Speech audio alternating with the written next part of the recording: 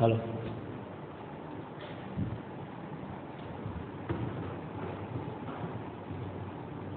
નમસ્કાર વિદ્યાર્થી મિત્રો, હું છું જયેશ પરમાર અને આપનું હાર્દિક સ્વાગત કરું છું એસએન વિદ્યાલયના આ ઈ લર્નિંગ પ્રોગ્રામમાં. વિદ્યાર્થી મિત્રો, આજના સેશનમાં આપણે કોષ જીવનનો એકમ ચેપ્ટર જે આપણું ચાલુ છે એમાં એક એવો પોઈન્ટ કે જે આપણે કહીએ કે અંતઃપટલમય તંત્ર જે છે એનો ભાગ ગણાતી અંગિકાઓ એ આપણે કમ્પ્લીટ કરી ચૂક્યા છીએ, બરાબર. હવે એવી બાબત કોષની અંદર આવેલી અંગિકાઓ માટે આપણે વિચારીએ કે જે અંતઃપટલમય તંત્રનો ભાગ નથી, એટલે કે તે પોતે સ્વતંત્ર કાર્ય કરે છે. કોષમાં હોવા છતાં પણ પોતાનું કાર્ય સ્વતંત્ર રીતે કરી શકે છે.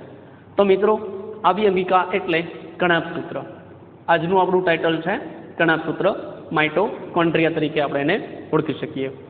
મિત્રો, ઘણી વખત એવી જે કહી શકાય કે ભાઈ મિસઅન્ડરસ્ટેન્ડિંગ થતી હોય છે, અથવા તો બાયોલોજી આપણે ભણતા હોય તેની અંદર ક્યાંક ક્યાંક આપણે જે છે મૂંઝવણમાં વિદ્યાર્થીઓ મુકાતા હોય, અને અથવા તો ઉતાવળે કહી શકાય કે એવું પગલું ભરાઈ જતું હોય છે કે ભાઈ વનસ્પતિ છે તમે હરિતકણ આવેલું છે તો પ્રાણીમાં કણાભસૂત્ર. ના, પ્રાણીમાં કણાભસૂત્ર ખરું, પણ કણાભસૂત્ર વનસ્પતિમાં પણ છે.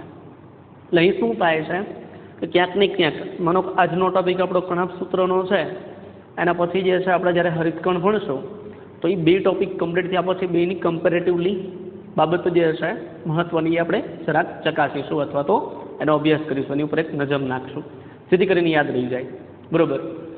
તો અહીં કેવું છે કે તુલનાત્મક અભ્યાસ બંનેનો કરવામાં આવે ને તો ક્યાંક ક્યાંક સમાનતાના વિરોધાભાસી જે છે એ બાબત આપણને જોવા મળતી હોય છે. તો આના કારણે ક્યાંક જે છે એવું બનતું હોય છે કે ઉતાવળે કોઈ ક્વેશ્ચન પૂછાય તો કણાભસૂત્ર જે છે પ્રાણી માટે અને હરિતકણ છે વનસ્પતિ માટે, આવું મગજમાં ફિટ થઈ જતું હોય છે. તો આવું ન રાખતા કણાભસૂત્ર પ્રાણી અને વનસ્પતિ બંને માટે છે, બંને કોષમાં જોવા મળે, પણ હરિતકણ જે છે એ વનસ્પતિ કોષમાં જોવા મળે છે, પ્રાણી કોષમાં એનો અભાવ છે. તો મિત્રો, શરૂ કરીએ આજનું આ સેશન કણાભસૂત્ર. મિત્રો, સૌ પ્રથમ વાત કરીએ કણાભસૂત્રની. તો કણાભસૂત્ર જે છે કોષની અંદર આવેલી કોષીય અંગિકા છે. કોષની અંદર આવેલી કોષીય અંગિકા છે, પટલમય તંત્રનો ભાગ નથી. પટલમય તંત્રનો ભાગ કોને કીધું હતું આપણે? તો એવી અંગિકાઓ કે જે કોષની અંદર હોય અને એકને એકના સંકલનથી કાર્ય કરતી હોય તો એને પટલમય તંત્રનો આપણે ભાગ ગણીએ છીએ, બરાબર. પણ અહીંયા કણાભસૂત્ર જે છે હરિતકણ છે, અંતઃપટલમય તંત્રનો કંઈ ભાગ છે નહીં, એ સ્વતંત્ર કાર્ય કરે છે. તો સ્વતંત્ર કાર્ય કરવા માટે એની પાસે એવું તો શું વિશેષ રચના હશે, એનું બંધારણ જે હશે કંઈક અલગ હોવું જોઈએ ઓલા કરતાં, જનયનિકા છે એના કરતાં એનું કાર્ય પણ કંઈક વિશેષ હોવું જોઈએ, તો જ એ કહી શકાય કે ભાઈ આપણે અંતઃપટલમય તંત્ર છે એનાથી સ્વતંત્ર, એટલે કે એનો ભાગ ગણતા નથી. તે સ્વતંત્ર કાર્ય કરી શકે એના માટે જરૂરી કઈ કઈ બાબત એની પાસે આવેલી છે એનો અભ્યાસ કરીએ. મિત્રો, કણાભસૂત્રને જ્યાં સુધી વિશિષ્ટ રીતે અભિરંજિત કરવામાં નથી આવતું ત્યાં સુધી માઇક્રોસ્કોપ દ્વારા તેને નિહાળી શકાતું નથી. કોષ વિચારજો, કોષ સૂક્ષ્મ રચના, નરી આંખે ના દેખાય. કોષની અંદર આવેલી અંગિકાઓ એ તો ભૂલી જ જાઓ, નરી આંખે જોવાની બાબત. હવે એના માટે સૂક્ષ્મદર્શક યંત્રની જરૂર પડે છે. તો માઇક્રોસ્કોપની મદદથી આપણે આ કોષની કોષીય અંગિકાનો અભ્યાસ કરી શકીએ છીએ, એનું અવલોકન કરી શકીએ છીએ, શક્ય બને છે. પણ શું કીધું છે કે કણાભસૂત્ર એક એવી અંગિકા છે જે કોષની અંદર આવેલી છે અને તમે માઇક્રોસ્કોપની મદદથી એને જોવાનો પ્રયત્ન કરો, એને અવલોકન કરવાનો પ્રયત્ન કરો, તો જ્યાં સુધી એને અભિરંજિત કરવામાં ન આવે, એટલે કે કોઈ કલર રિએજન્ટ જે હશે, અભિરંજક દ્રવ્ય હશે, બરાબર, એનાથી એને અભિરંજનની પ્રક્રિયા આપવામાં ન આવે ત્યાં સુધી એ માઇક્રોસ્કોપ દ્વારા પણ એને જોઈ શકાતું નથી. એટલે કે એક સૂક્ષ્મ રચના છે એવું કહી શકાય છે, પણ મહત્વની છે, બરાબર. તો માઇક્રોસ્કોપની મદદથી પણ અભિરંજન કરવામાં ન આવે તો નથી દેખાતું. એનો મતલબ કણાભસૂત્રનો અભ્યાસ કરવો હોય સૂક્ષ્મદર્શક યંત્રની મદદથી તો પહેલા કોષ છે એને કોઈ અભિરંજક દ્રવ્યની પ્રક્રિયામાંથી પસાર કરવો પડે કે જેના કારણે આ કણાભસૂત્ર અભિરંજિત થાય અને કોઈ એક ચોક્કસ પ્રકારના રંજક દ્રવ્ય છે એટલે કે કલર છે તો એ પ્રમાણે પોતે પોતાનું અસ્તિત્વ જે છે એ અંદર દેખાવે અને જેથી કરીને આપણે એનું અવલોકન કરી શકીએ. તો આમ જે છે અભિરંજક દ્રવ્યની જરૂર પડે છે એના અવલોકન માટે માઇક્રોસ્કોપ હોય તો પણ. પ્રત્યેક કોષમાં આ કણાભસૂત્ર છે એની સંખ્યા જુદી જુદી હોય છે. એટલે બધા જ કોષ છે એની પાસે કણાભસૂત્રની સંખ્યા એક સમાન ના હોય. કણાભસૂત્ર છે એની હાજરી હોય પણ એક સમાન એની સંખ્યા જે છે એ બધા કોષ પાસે હોતી નથી. તો શું એવું જવાબદાર છે કે બધા પાસે એક સરખી સમાન સંખ્યા ન હોય? તો એના માટે શું કહે છે મિત્રો કે એની સંખ્યા જુદી જુદી છે એનું પાછળનું કારણ શું છે કે જેનો આધાર એટલે એની સંખ્યાનો આધાર કોષની દેહધાર્મિક ક્રિયાશીલતા પર છે. કોષ દેહધાર્મિક રીતે કેવું ક્રિયાશીલ છે એટલે કોષની અંદર ચાલતી જે પ્રક્રિયા છે ચયાપચયની એ પ્રક્રિયા અને પોતે દેહધાર્મિક દ્રષ્ટિએ શું કાર્ય કરે છે કેવી રીતે એક્ટિવિટી દર્શાવે છે એની ઉપર આધાર છે કણાભસૂત્રની સંખ્યાનો. મિત્રો કણાભસૂત્ર જે છે એને power house of the cell તરીકે ઓળખવામાં આવે છે. કોષ છે એનું ઉર્જા ઘર તરીકે અથવા શક્તિ ઘર તરીકે લેવામાં આવે છે. તો કોષ હવે શરીરમાં આવેલા કોષ અથવા તો અલગ અલગ પ્રકારના કોષ છે જે બધાનું કાર્ય એક સમાન નથી, બરાબર. હવે જે કોષને વધુ કાર્ય કરવું છે અથવા તો જે કોષ છે એની ભૂમિકા એવી છે કે જેને વધુ કાર્ય કરવું છે અથવા તો કરવું પડતું હોય એને ઉર્જા પણ વધુ જોઈશે અને ઉર્જા વધુ જોઈશે તો જે કહી શકાય કણાભસૂત્રની સંખ્યાની પાસે વધુ હશે. અને જે કોષ છે એ ઓછી ચલિતતા અથવા તો જે કહી શકાય કે ભાઈ મેટાબોલિક ચયાપચયની દ્રષ્ટિએ ઓછો ક્રિયાશીલ હોય અને એને બહુ ઉર્જાની જરૂર નથી એના કાર્યમાં તો ત્યાં જે છે એ કણાભસૂત્રની સંખ્યા ઓછી હોઈ શકે છે. શું કીધું છે આગળ? તેના આકાર અને કદમાં પણ નોંધનીય વિવિધતા જોવા મળે છે. એનો આકાર અને કદ છે એમાં પણ વિવિધતા જોવા મળે છે, એક સમાન બધામાં નથી. શું કહે છે તે રકાબી આકાર અથવા તો નળાકાર હોય છે. રકાબી જેવો આકાર અથવા તો નળાકાર હોય છે જે 0.2 થી 1 માઇક્રોમીટર એટલે સરેરાશ જે કહી શકાય 0.5 માઇક્રોમીટર વ્યાસ ધરાવે છે અને 1 થી 4.1 માઇક્રોમીટર જેટલી એની લંબાઈ છે જોવા મળે છે. અહીંયા જે છે આવું શા માટે કે 0.2 થી 1 સરેરાશ 0.5 એનો વ્યાસ અને 1 થી 4.1 માઇક્રોમીટર શા માટે એવું નહીં 3 માઇક્રોમીટર લંબાઈ અથવા તો 2 માઇક્રોમીટર લંબાઈ? કેમ? કારણ કે શું કીધું છે આકાર અને કદમાં વિવિધતા જોવા મળે છે નોંધનીય. અલગ અલગ કોષમાં અને કોષની ક્રિયાશીલતા છે દેહધાર્મિક બાબત છે એ બાબતે જે છે એમાં વધઘટ હોઈ શકે છે. પણ ઓછામાં ઓછું 1 માઇક્રોમીટર લંબાઈ વધુમાં વધુ જે છે 4.1 માઇક્રોમીટર જે છે લંબાઈ ધરાવે એમ કહી શકાય. તો એ જે છે બંનેની વચ્ચેની લંબાઈ જે છે ધરાવે છે. ત્યારબાદ વાત કરીએ તો દરેક કણાભસૂત્ર બેવડી પટલમય રચના ધરાવે છે. પટલમય રચના ખરી પણ કેવી? બેવડી પટલમય રચના ધરાવે છે એટલે 2 પટલ ધરાવે છે જેવા કે બાહ્ય પટલ અને અંતઃપટલ. એક બહારનું પટલ ને એક અંદરનું પટલ કે જે તેના અવકાશને 2 સ્પષ્ટ જલકૃત વિસ્તારોમાં વહેંચે છે જેમ કે બાહ્ય કક્ષ અને અંતઃકક્ષમાં વિભાજિત કરેલ છે. હવે બાહ્ય કક્ષ અને અંતઃકક્ષ શું છે? તો અંતઃકક્ષને આધારક કહે છે. મિત્રો જ્યાં વાત કરીએ આપણે કણાભસૂત્ર છે એની તો કણાભસૂત્ર છે એમાં એક સળંગ બહારનું આવરણ છે આ રીતે નળાકાર અથવા તો રકાબી જેવું આકાર જોવા મળે. તો બહારનું આવરણ છે શું છે? બાહ્ય પટલ છે જેને બાહ્ય કક્ષ કહીએ, બરોબર. બાહ્ય કક્ષ એટલે આમ બહારનું નહીં સમજો પણ. અને એક શું કીધું છે? અંતઃપટલ. અંતઃપટલ છે મિત્રો એ કંઈક આ પ્રકારે છે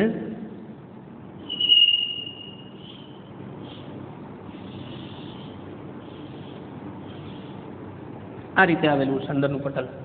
એ પણ ગળીમય રચના છે. તો હવે આ 2 પટલને કારણે કણાભસૂત્ર છે એ બે ભાગમાં વિભાજિત થાય છે, બે ભાગમાં, બાહ્ય કક્ષ અને અંતઃકક્ષ. આ અંતઃકક્ષ કહી શકાય અને આ જે છે બહારનું બાહ્ય કક્ષ. બરોબર. તો એમ જે છે હવે અંતઃકક્ષને શું કીધું? આધારક કીધું છે. તો અંદર તરફ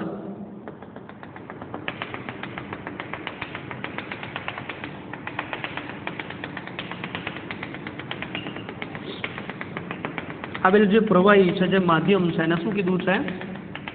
આધારક તરીકે ઓળખવામાં આવે છે. શું કહેવાય? આધારક. આધારક જે કહેતા ઇંગ્લિશમાં એને મેટ્રિક્સ તરીકે ઓળખવામાં આવે છે. શું કહેવાય? મેટ્રિક્સ. બરાબર. હવે આધાર આપે એની વાત કરે છે. હવે એ પ્રશ્ન ક્યાં થાય મિત્રો? જુઓ કે આધાર આપતા દ્રવ્યને આધારક દ્રવ્ય કહેવાય. તો કોષમાં કોષ રસ છે એ પણ આધારક દ્રવ્ય છે. આ કોષ રસની અંદર કણાપ સૂત્ર છે અને કણાપ સૂત્રની અંદર પણ આધારક દ્રવ્ય છે.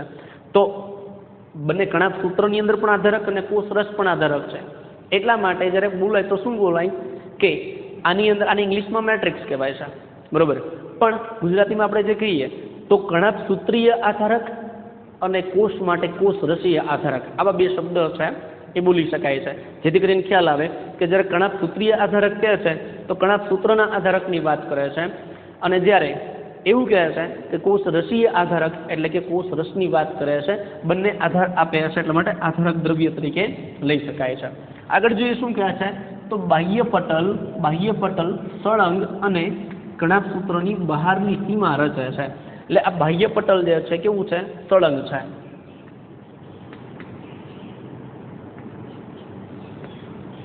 બાહ્ય પટલ સળંગ અને એની એક બહારની સીમા રચે છે. અને આ અંદર તરફ છે શું છે? અંતઃ પટલ. બરોબર. તો આમ બહારનું પટલ અને અંદરનું પટલ જોઈ શકાય છે. તો એની પોતાની બહારની સીમા રચે છે.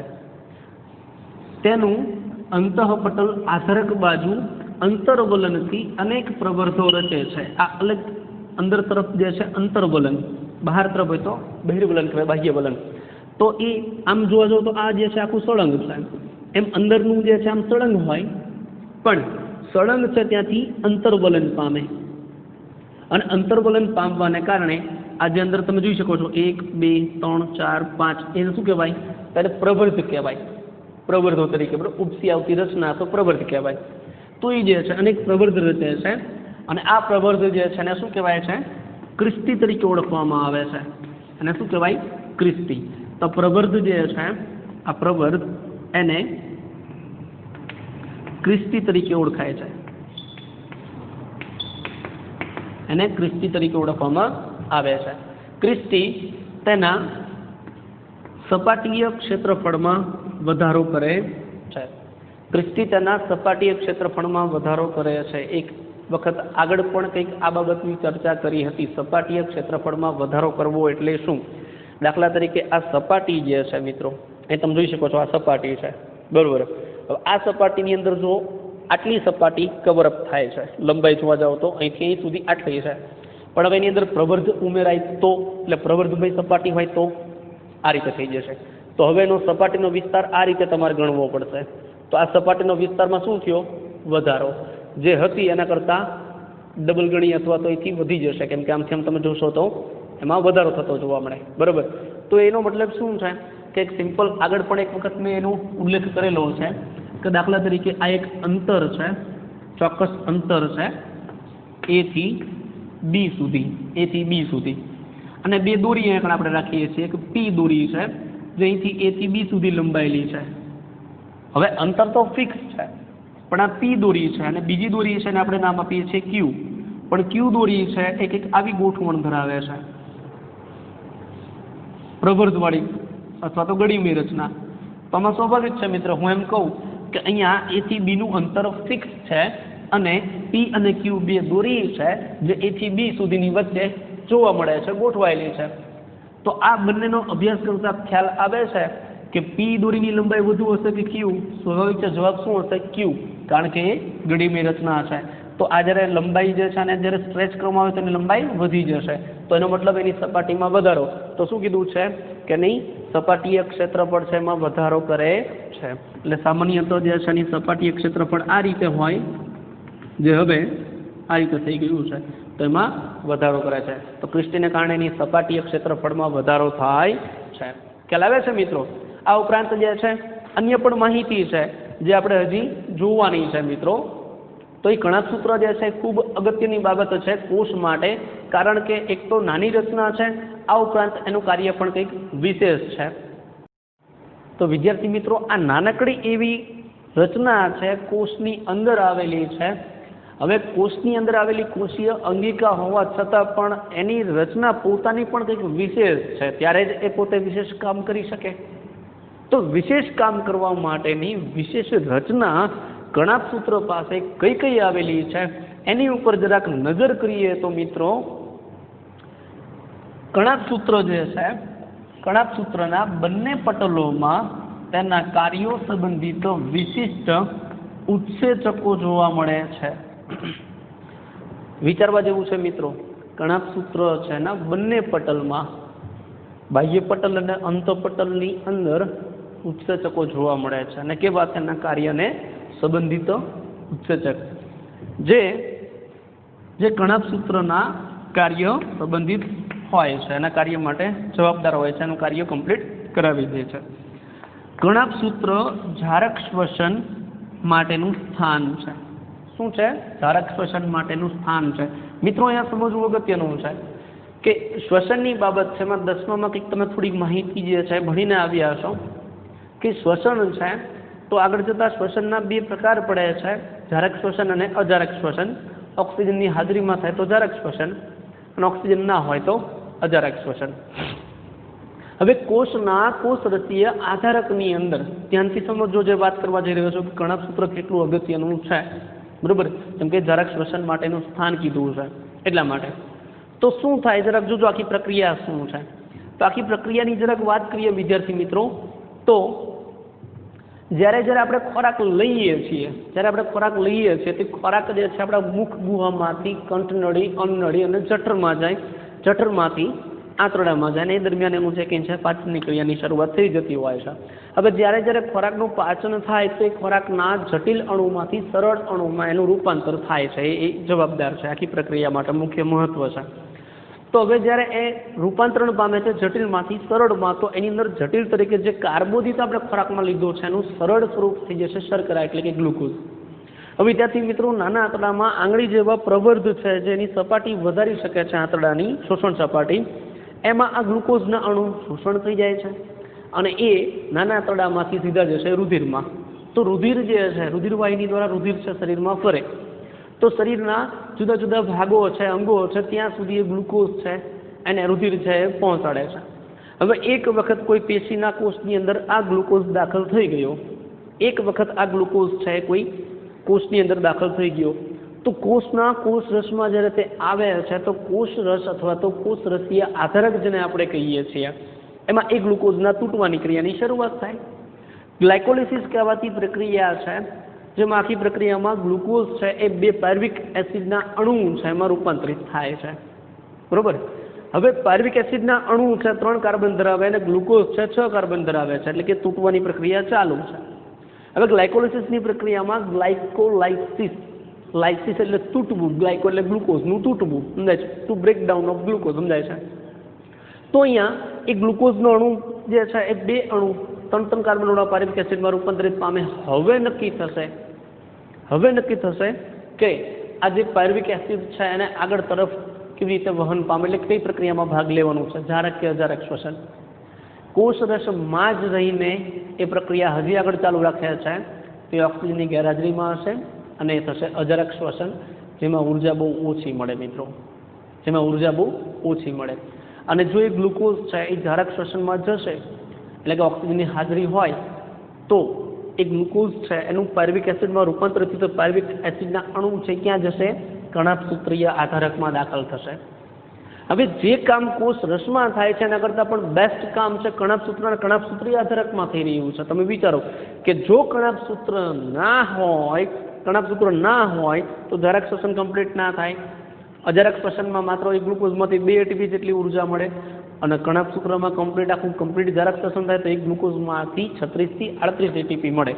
કેટલો બધો ડિફરન્સ, એટલે કે એક વસ્તુ વિચારો જેવી છે કે ક્યાં કોષ અને ક્યાં કોષની કોશિકા, પણ કોષ કરતાં કોશિકા મહત્વનું કામ કરે છે. તો એવું છે મિત્રો કે જેટલું કદ નાનું એટલું કાર્ય ઝડપી અને ચોકસાઈપૂર્વક હોય. આપણે આગળ જે એક વાત કરીએ, એક મુદ્દો જે હશે જરાક ધ્યાનમાં તમારે આવ્યો હોય તો, કે ભાઈ આદિકોષ કેન્દ્રીય કોષો જે છે એ સુકોષ કેન્દ્રીય કોષ કરતાં ઝડપી વિભાજન દર્શાવે. કોષ વિભાજન ઝડપી કેમ?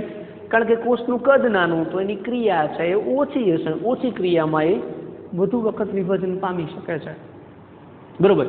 જ્યારે એટલે એનો મતલબ એની જરૂરિયાત ઓછી હોય તો ઓછી જરૂરિયાત ઝડપી પહોંચી વળે છે અને એ જરૂરિયાત પૂરી થતાં એ 1 માંથી 2 માં વિભાજિત થાય છે. જ્યારે સુકોષ કેન્દ્રીય કોષ કદમાં મોટા હશે, એની જરૂરિયાત વધુ હશે, એની અંદર પ્રક્રિયાઓ બધી જટિલ હશે, એટલે એ જટિલ પ્રક્રિયાને જરૂરિયાત વધુ હોવાથી થોડીક વાર લાગે હશે અને એને પહોંચી વળતા વાર લાગે એટલા માટે વિભાજન પ્રક્રિયા ધીમી છે. એટલે જેમ કદ નાનું એમ જરૂરિયાત ઓછી અને પ્રક્રિયા ઝડપી, જેમ કદ મોટું એમ જરૂરિયાત વધુ અને પ્રક્રિયા પ્રમાણમાં ધીમી છે. બરોબર. તો અહીંયા નાનો પણ રહીનો દાણો એના જેવું કહી શકાય કણાભ સૂત્ર માટે. તો કણાભ સૂત્ર છે મિત્રો એ જરાક શ્વસન માટેનું સ્થાન છે. એટલે કોષની અંદર કણાભ સૂત્રની હાજરી હોય તો જ જરાક શ્વસન છે આગળ તરફ થાય છે પ્રક્રિયા, નહીંતર એ કમ્પ્લીટ થશે નહીં. એ ઉપરાંત શું કહે છે મિત્રો કે તે એટલે કે કણાભ સૂત્ર એટીપી સ્વરૂપે કોષીય શક્તિ ઉત્પન્ન કરે છે અને એટલા જ માટે એને શું કીધું છે? Power house of the cell. બરોબર.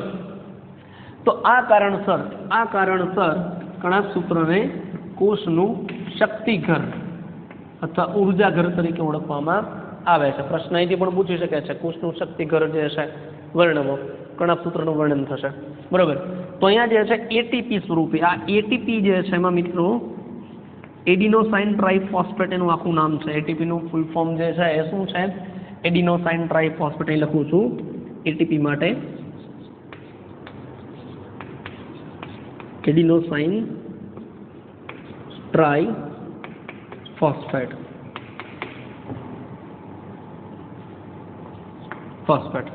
એમાં કેવું હોય કે એડિનોસાઇન છે એની સાથે ફોસ્ફેટના 3 અણુ હોય, 1 2 3. તો એડિનોસાઇન 1 2 3 ટ્રાઇફોસ્ફેટ. હવે જો 3 માંથી આ 1 ના હોય તો 2 રહી ગયા, તો એડીપી કહેવાય, એડિનોસાઇન ડાઇફોસ્ફેટ. ડાય એટલે 2 અને 2 નથી, માત્ર 1 જ છે તો એએમપી, એડિનોસાઇન મોનોફોસ્ફેટ. બરોબર. તો આમ જે છે એટીપીના સ્વરૂપમાં. હવે આ એટીપી શું છે? તો એને કરન્સી ઓફ ધી સેલ કહી શકાય. કરન્સી એટલે ચલણ. આપણું ચલણ રૂપિયા છે. બરોબર. ડોલર છે તો એ ફોરેનનું ચલણ છે, આપણું નથી. બરોબર. કહેવાનો મતલબ શું છે કે જેમ ચલણ જે છે, ચલણી નોટ છે, એમ શરીરની અંદર ઉર્જા એટીપી સ્વરૂપે હોય ને તો જ એનો ઉપયોગ કરી શકાય. બાકી ઉર્જાને તો આપણે જે ઇલેક્ટ્રિસિટી છે ને એ ઉર્જા જ કહીએ છીએ. બરોબર. તો જેમ મોબાઈલ ચાર્જ થાય છે એમ પ્લગ કે પછી ઇલેક્ટ્રિસિટી દ્વારા આપણે ચાર્જ નથી થઈ શકતા. સમજાય છે? કેમ? કારણ કે એનું સ્વરૂપ જુદું છે. એટલા માટે શું કીધું? એટીપી સ્વરૂપે કોષીય શક્તિ ઉત્પન્ન કરે છે. એનો મતલબ આપણે જે ખોરાક લઈએ છીએ એ કોઈને કોઈ સ્વરૂપમાં ઉર્જાવાળી જ છે, પણ ઉર્જાનું સ્વરૂપ જુદું છે. દાખલા તરીકે અમેરિકામાં કોઈ વ્યક્તિ હોય, રિલેટિવ હોય, બરોબર, ત્યાંથી આપણને રૂપિયા મોકલે ને એ ડોલરમાં મોકલે, પણ આપણે અહીંયા ડોલર ચલણમાં નથી, એટલે આપણે એનું કન્વર્ઝન કરાવવું પડે અને રૂપિયામાં એને રૂપાંતરિત કરાવવું પડે. તો એ ચલણ ચેન્જ કરવું પડે. આપણા રૂપિયા અમેરિકામાં નહીં ચાલે. આપણે અમેરિકા જઈએ તો આપણા રૂપિયા જે છે એને કન્વર્ટ કરવા પડશે ડોલરમાં. બરોબર. તો એ જે છે એનો જે રેશિયો છે એ પ્રમાણે ચેન્જ થઈ જશે. બરોબર. તો કહેવાનો મતલબ એ સ્વરૂપ છે ચલણનું એ અગત્યનું છે. તો શરીર માટે ઉર્જા સ્વરૂપ કેવું છે ચલણ છે? તો એ એટીપી સ્વરૂપ હોય તો જ એનો ઉપયોગ કરી શકાય છે. એટલા માટે શું કીધું છે? કણાભ સૂત્રને કોષ છે એનું શક્તિઘર તરીકે ઓળખવામાં આવે છે. કણાભ સૂત્રના આધારકમાં, જો કણાભ સૂત્રીય આધારક અથવા કણાભ સૂત્રના આધારકમાં શું છે અગત્યનું? તો કે એક વલયાકાર ડીએનએ આવેલ છે. વલયાકાર એટલે શું થાય? તો કે ગોળ હોય તેવું. તો અહીંયા આપણે દોરી દઈએ કે ભાઈ એક વલયાકાર ડીએનએ છે. આ વલયાકાર ડીએનએ છે. અને મિત્રો આ વલયાકાર ડીએનએ છે ને અને પ્લાઝમિડ તરીકે પણ લઈ શકાય, બરોબર. તો વલયાકાર ડીએનએ જોવા મળે છે. જોજો અગત્યની બાબત. ત્યારબાદ શું કીધું છે બીજું, થોડા ઘણા આરએનએના અણુઓ પણ એમાં જોવા મળે છે. આરએનએના અણુ જે છે એ પણ એમાં જોવા મળે છે થોડા ઘણા. ત્યારબાદ શું કીધું છે, રિબોઝોમ્સ હાજર છે પણ કેવા 70S પ્રકારના, એમાં રિબોઝોમની હાજરી જોવા મળે છે. 70S પ્રકારના રિબોઝોમ છે, 70S. હવે મિત્રો અહીંયા ખાસ અગત્યનું છે એક પોઈન્ટ ડિસ્કસ કરવો છે મારે, નીટને ધ્યાનમાં રાખતા, કે શા માટે એવું છે, સુકોષ કેન્દ્રીય કોષ હોય તો એની અંદર 80S પ્રકારનું ડીએનએ હોય, 80S પ્રકારનું રિબોઝોમ હોય, બરોબર. તો અહીં એવું છે કે સુકોષ કેન્દ્રીય કોષમાં આવેલ રિબોઝોમ જણાવો પ્રકાર એનો, બરોબર. તો એની અંદર બે પ્રકાર થઈ જશે મિત્રો, 80S અને 70S બે, કેમ કે આપણા કોષના કોષ રસમાં 80S પ્રકારનું રિબોઝોમ હોય, પણ આપણા કોષના કોષ રસમાં રહેલ આ કણાક સૂત્ર હશે એની અંદર જોવા મળતું રિબોઝોમ છે 70S નું હોય. તો એનો મતલબ બે પ્રકાર જોવા મળે છે સુકોષ કેન્દ્રીય કોષમાં. જ્યારે આદિકોષ કેન્દ્રીય કોષ છે એની અંદર 70S એક જ જોવા મળે. પણ પ્રશ્ન એ થાય કે આ કોષીય અંગિકા સુકોષ કેન્દ્રીય કોષમાં હોવા છતાં પણ એની પાસે આ રિબોઝોમનો પ્રકાર છે એ 70S શા માટે છે? એની પાછળનું એક રીઝન છે મિત્રો, કે કદાચ જે છે હિસ્ટ્રીમાં જોઈએ, ઇતિહાસ જોઈએ, બરોબર, તો સાયન્સની અંદર જે છે ક્યાંક ઇવોલ્યુશનની દ્રષ્ટિએ એવું માનવામાં આવે છે કે કણાપ સૂત્ર જે છે એ એક પ્રકારનો આદિકોષ કેન્દ્રીય કોષ છે, જે સુકોષ કેન્દ્રીય કોષની અંદર રહે છે. ખ્યાલ આવે છે? આદિકોષ કેન્દ્રીય કોષ કે જે, એટલે પ્રશ્ન એવો પૂછાય કે સુકોષ કેન્દ્રીય કોષમાં રહેલ આદિકોષ કેન્દ્રીય કોષનું વર્ણન કરો, તે કણાપ સૂત્ર થાય. કેમ? કારણ કે આ કણાપ સૂત્ર છે મિત્રો એનું બાહ્ય પટલ અને અંતપટલ જે વાત કરે છે, બરોબર, એની અંદર તમે જુઓ તો આ જે વર્તુળાકાર વલયાકાર ડીએનએ છે તેમાં કોષ કેન્દ્ર પટલ નથી. કોષ કેન્દ્ર પટલની ગેરહાજરી હોય એનો મતલબ એ આદિકોષ કેન્દ્રીય કોષ, બરોબર. તો હવે આ બાહ્ય પટલને બાદ કરી દો તો ખરેખર જે છે આની રચના તમે જુઓ તો એનું કોષરસ સ્તર, કોષરસ અને જનીન દ્રવ્ય, વાર્તા પૂરી. એનું પોતાનું સ્વતંત્ર રિબોઝોમ છે, 70S પ્રકાર આદિકોષ કેન્દ્રીયનું છે. એની અંદર આરએનએ પણ આવેલા છે, એનું સ્વતંત્ર ડીએનએ છે. કોષની અંદર આ જે કણાપ સૂત્ર છે, પ્રાણી કોષમાંનો આપણા કોષ છે એમાં કણાપ સૂત્ર સિવાય કોઈ બીજી અંગિકા એવી બતાવો કે જેની અંદર જે છે સ્વતંત્ર ડીએનએ આવેલું, સ્વતંત્ર ડીએનએ ધરાવે છે, બેવડું પડ ધરાવે છે. એટલે એક પડ એનું પોતાનું, બીજું પડ જે છે આપણા કોષ દ્વારા એને આપવામાં આવેલું છે, મળેલું છે, બરોબર. તો આમ જે છે એ સુકોષ કેન્દ્રીય કોષમાં રહેલી આદિકોષ કેન્દ્રીય કોષની રચના એટલે કણાપ સૂત્ર, બરોબર. તો આમ કણાપ સૂત્ર જે છે એ પોતે સ્વતંત્ર ડીએનએ ધરાવે છે, આરએનએ ધરાવે છે, રિબોઝોમ પણ ધરાવે છે, પણ કેવા 70S. તેવું કે સુકોષ કેન્દ્રીય કોષમાં આવેલ કણાપ સૂત્રના આધારકમાં રહેલા રિબોઝોમનો પ્રકાર નીચેનામાંથી કયો? અને નીચેનામાંથી 70S પ્રકાર હોય જ નહીં, પણ એવું લખ્યું કે આદિકોષ કેન્દ્રીય કોષના પ્રકાર જેવો, તો પણ જવાબ સાચો, બરોબર, કેમ કે એમાં પણ 70S પ્રકારનું હોય એટલા માટે. એ ઉપરાંત વાત કરીએ તો પ્રોટીન સંશ્લેષણ માટેના આવશ્યક ઘટકો આવેલા હોય છે. હવે એ પોતે પોતાનું સ્વતંત્ર પ્રોટીન નિર્માણ પણ કરી શકે છે. હવે આપણે એવું જોયું હતું કે અંતકોષ રસજાળની ખરબચડી સપાટી ઉપર રિબોઝોમ આવેલા હોય છે જે પ્રોટીન બનાવે છે, લીસી સપાટી લિપિડ બનાવે છે. આ બનેલા ઘટકો ગુલગી કાયમાં જાય છે, એમાં મોડિફિકેશન થાય છે, પેકેજિંગ થાય છે અને પુટિકા દ્વારા કોષ રસમાં અથવા કોષ રસની બહાર તરફ એને મુક્ત કરવામાં આવે છે. આ બાબત આપણે જોઈ હતી. આ ઉપરાંત કોષની અંદર જે છે એ 80S પ્રકારનું જે રિબોઝોમ છે એમાં આગળ આપણે જોયું છે કે એમઆરએનએ જે છે એની ઉપર રિબોઝોમ જોડાય અને પ્રોટીન નિર્માણનું કામ કરે છે. તો કોષ તો પ્રોટીન નિર્માણ કરે છે, તો આને સ્વતંત્ર પોતાનું અલગ બનાવવાની શું જરૂર છે? પણ પોતાનું અલગ પ્રોટીન બનાવવા માટેના આવશ્યક ઘટકો એટલે પોતે જરૂરી પ્રોટીન પણ બનાવી શકે. એનો મતલબ કોષની અંદર સ્વતંત્ર કામ કરતી અંગિકા પણ કણાપ સૂત્ર કહી શકાય છે, બરોબર. તો એની અંદર જે છે એ ડીએનએ આવેલું છે, આરએનએ છે, રિબોઝોમ છે 70S પ્રકારના, અને પ્રોટીન સંશ્લેષણ માટેના આવશ્યક ઘટકો પણ આવેલા છે, બરોબર. એટલે જવાબદાર ઉત્સેચકો જે કંઈ હશે તે. અને કણાપ સૂત્ર દ્વિભાજન દ્વારા વિભાજન પામે છે. દ્વિભાજન દ્વારા વિભાજન પામે છે. એનો મતલબ કોષ પોતે કણાભસૂત્ર નથી બનાવતું, કોષની અંદર રહેલ કણાભસૂત્ર છે એ પોતે એકમાંથી બે, બેમાંથી ચાર એમ પોતે પોતાની સંખ્યામાં વધારો કરે છે, દ્વિભાજન પામે છે. એટલે કે સમવિભાજન દ્વારા જે છે પોતે પોતાની સંખ્યામાં વધારો કરી શકે એટલા માટે એની સંખ્યા જુદા જુદા કોષમાં જુદી જુદી જોવા મળે છે. ખ્યાલ આવે છે મિત્રો? તો આ રીતે જે છે કણાભસૂત્ર જે છે એ કોષની અંદર આવેલી એક સ્વતંત્ર રચના તરીકે લઈ શકાય, એટલા માટે એને પટલમય તંત્રનો ભાગ આપણે ગણતા નથી. ખ્યાલ આવે છે? જરાક જે છે એ આખો ટોપિક કણાભસૂત્રનો છે, મોઢે યાદ રહી જવો જોઈએ મિત્રો, બરોબર? તો કણાભસૂત્ર છે ને વ્યવસ્થિત રીતે પાછું રિપીટ કરી દઈએ. કોષની અંદર આવેલી એક એવી સૂક્ષ્મ રચના કે જેને સીધી નજરે અથવા તો માઇક્રોસ્કોપની મદદથી પણ અભિરંજક દ્રવ્યના ઉપયોગ વગર જોઈ શકાતી નથી. એ રચના કઈ કણાભસૂત્ર તરીકે ઓળખવામાં આવે છે. આ કણાભસૂત્ર કોષની અંદર કોષરસ આધારકમાં જોવા મળે છે. કણાભસૂત્ર જે છે બેવડા પટલમયની રચના ધરાવે છે, બાહ્ય પટલ અને અંતપટલ. બાહ્ય પટલ અને અંતપટલને કારણે કણાભસૂત્રનો જે અવકાશ છે એ બે કક્ષમાં વહેંચાય છે, બાહ્ય કક્ષ અને અંતઃકક્ષ તરીકે ઓળખાતી રચના છે. એ ઉપરાંત આ બંને રચના છે મિત્રો, બાહ્ય પટલ અને અંતપટલ. તો અંતપટલ, બાહ્ય પટલ જે છે એ સળંગ રચના છે, અંતપટલ જે છે એ પ્રવર્ધ અંદર તરફ અંતર્વલન પામીને પ્રવર્ધ નિર્માણ કરે છે. અને આ જે પ્રવર્ધ છે એને શું કહેવાય? ક્રિસ્ટી તરીકે ઓળખવામાં આવે છે, જેની જે આખી ક્ષેત્ર વિસ્તાર જે છે સપાટી છે એમાં વધારો કરવા માટે જવાબદાર છે. એ ઉપરાંત કણાભસૂત્રની અંદર આવેલ જે છે એટલે અંતકક્ષની અંદર આવેલ જે પ્રવાહી છે એને આધારક કહેવાય છે, ઇંગ્લિશમાં એને મેટ્રિક્સ તરીકે ઓળખવામાં આવે છે. મિત્રો કણાભસૂત્રના જે બે પટલ છે તો બે પટલની અંદર શું કીધું છે?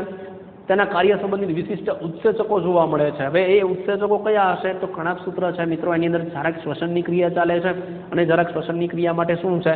તો બહારથી કોઈ દ્રવ્યને અંદર, અંદરથી કોઈ દ્રવ્યને બહાર મોકલવા માટે, અવન જવન કરવા માટે વાહક પ્રોટીનની જરૂર પડે છે, જે ઉત્સેચકે કાર્ય કરી શકે છે. હવે એ ઉપરાંત જે છે આ પટલ જે છે એ વચ્ચેનો જે અવકાશ છે તેને આંતરપટલીય અવકાશ તરીકે ઓળખી શકાય, બે પટલ વચ્ચેનો અવકાશ, બરાબર? તો આ અવકાશ છે એ જવાબદાર છે કે આ ક્રિસ્ટીની રચના છે એનું અંતપટલ છે એમાં એટીપેઝ પંપ આવેલો હોય છે. હવે એટીપેઝ મિત્રો જ્યાં એઝ પ્રત્યય લાગે છે એને આપણે ઉત્સેચક કહીએ છીએ, એઝ, બરાબર? તો અહીં શું કીધું છે કે ઉત્સેચક જોવા મળે છે, બરાબર, બંને પટલમાં. તો અહીંયા કણે હું લખું એટીપેઝ, એનો મતલબ એટીપી નિર્માણ કરવા માટે જવાબદાર ઉત્સેચક, એટીપેઝ ઉત્સેચક, અથવા એને પ્રોટોન પંપ તરીકે પણ ઓળખવામાં આવે છે, જેનું એક વિશિષ્ટ સરસ મજાનું કાર્ય છે, જેના કારણે શું થાય છે તો કે ઉર્જા ઉત્પન્ન કરવા માટે જવાબદાર હોય છે. એ ઉપરાંત મિત્રો અગત્યનું શું છે આમાં ધ્યાન રાખવા જેવું? તો કણાભસૂત્રની અંદર જરાક શ્વસનમાં એક પ્રક્રિયા ચાલે છે, જે પ્રક્રિયાને શું કહેવાય? જરાક શ્વસનની પ્રક્રિયા, એને ક્રેબ્સ ચક્ર તરીકે ઓળખવામાં આવે. કઈ પ્રક્રિયા? ક્રેબ્સ ચક્ર. તો આ એટીપેઝ ઉત્સેચક પણ એની અંદર જોવા મળે છે. એ ઉપરાંત છે એમાં ક્રેબ્સ ચક્ર ચાલે છે, ક્રેબ્સ સાયકલ. આ જે છે કણાભસૂત્રીય આધારક છે એની અંદર જોવા મળે છે.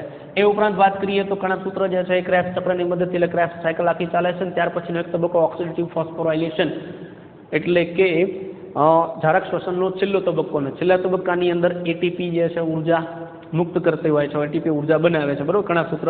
તો હવે આ જે છે એની અંદર આ તબક્કા કમ્પ્લીટ થાય મિત્રો, તો એની અંદર શું થાય? એટીપી નિર્માણ પામે છે. એટીપી નિર્માણ પામે એટલા માટે એને શું કીધું છે? કોષનું power house of the cell, એને power house of the cell તરીકે ઓળખવામાં આવે છે. Power house of the cell તરીકે ઓળખવામાં આવે છે. કોને? કણાભસૂત્રને માઇટોકોન્ડ્રિયા, બરાબર, ઉર્જા નિર્માણ કરે છે એટલા માટે કોષનું શક્તિઘર તરીકે લેવામાં આવે છે. કણાભસૂત્રના આધારકની અંદર એક ઉલ્લેખકાર ડીએનએ આપણે દર્શાવી દીધું છે, જેને વર્તુળાકાર છે, પ્લાઝમિડ તરીકે પણ લઈ શકાય છે. થોડા ઘણા અંશે જે છે આરએનએના અણુઓ પણ જોવા મળે છે. રિબોઝોમ પણ કેવા? 70S પ્રકારના. તો અહીંયા કણે જે છે આ રિબોઝોમ દર્શાવી દીધા છે, 70S પ્રકારના રિબોઝોમ, 70S પ્રકારના રિબોઝોમ છે. અહીં જે છે વલયાકાર